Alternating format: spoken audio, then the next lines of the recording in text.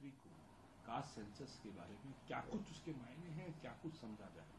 देखिए, 16 अप्रैल 2023 को खड़गे जी ने, कांग्रेस अध्यक्ष जी ने प्रधानमंत्री को लिखा था कि जाति गणना होना जरूरी है, और कई कारण भी दिए थे, और उन्होंने मांग की थी जल्द से जल्द जो 21 की जनगणना आपको करवाना था, उसमें विलंब हुआ है, देरी हुई है, उसमें आप जाति जनगणना भी करवाइए। 16 अप्रैल 2023 को उस खत का तो जवाब भी नहीं मिला प्रधानमंत्री से।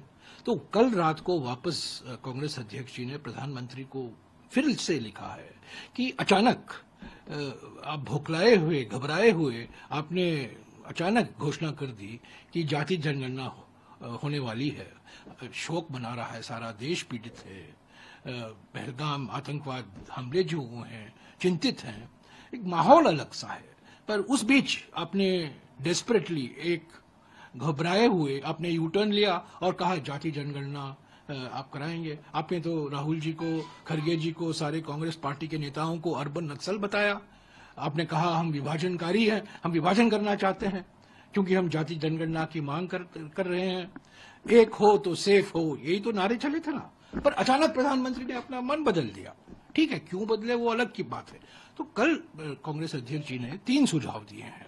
उन्होंने कहा, पहला सुझाव, महत्वपूर्ण सुझाव, जो प्रश्नावली आप तैयार करते हैं वो सही तरीके से आप तैयार कीजिए। देखिए, मेरे पास जो सेंसस कमिश्नर है, सेंसस कमिश्नर की ओर से जो प्रश्नावली तैयार की गई है, जो क्वेश्चनेयर है, जो अनुसूची है, इसमें 34 सवाल दिए गए हैं।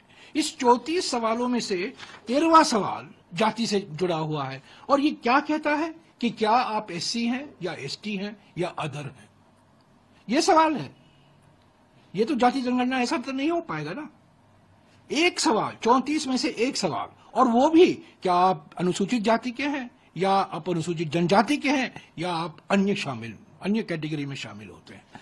तो खड़गे जी ने पहले मांग की है, जब प्रश्नावली आप तैयार करते हैं, जो अनुसूची तैयार किया जाता है, उसको ध्यान से तैयार कीजिए, सोच समझकर तैयार कीजिए। सिर्फ गिनती को आप मद्देनजर रखते हुए मत तैयार कीजिए, क्योंकि ये सामाजिक और आर्थिक पृष्ठभूमि है। सामाजिक और आर्थिक जो स्थिति है लोगों की, उसको जानकारी हासिल करने की जरूरत है। तो तेलंगाना मॉडल का उन्होंने जिक्र किया है। तेलंगाना में 56 सवाल पूछे गए। 56 इंच की छाती नहीं, 56 सवाल पूछे गए, और वो सिर्फ गिनती के लिए नहीं, पर सामाजिक और आर्थिक स्थिति जो है, ताकि संवैधानिक हक सब लोगों को मिले। तो ये पहला सवाल, पहला सुझाव खड़गे जी ने दिया है।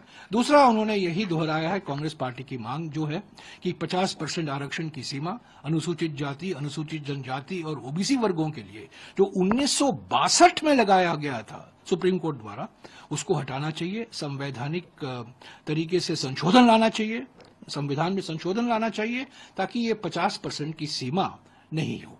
और तीसरा सुझाव ये दिया है कि 2006 में जो अनुच्छेद 15(5) शामिल किया गया था हमारे संविधान में, जिसके तहत अनुसूचित जाति, अनुसूचित जनजाति और ओबीसी वर्गों के लिए निजी शैक्षिक संस्थाओं में आरक्षण उपलब्ध होगा, वो लागू नहीं हुआ है, क्योंकि 10 साल तक वो सुप्रीम कोर्ट में उस पर चर्चा हुआ, और सुप्रीम कोर्ट ने 30 जनवरी 2014 को अपना निर्णय सुनाया कि अनुच्छेद 15(5) संवैधानिक है। तब मॉडल कोड ऑफ कॉन्डक्ट लागू हुआ, तो मनमोहन सिंह जी की सरकार उसको आगे नहीं ले चल पाई। तो मोदी जी की सरकार आई, 11 साल से वो चुप हैं, और ये आर्टिकल 15(5) आज हमारे संविधान में है। तो उसको लागू कीजिए, कानून लाइए। खड़गे जी ने ये सुझाव दिया है।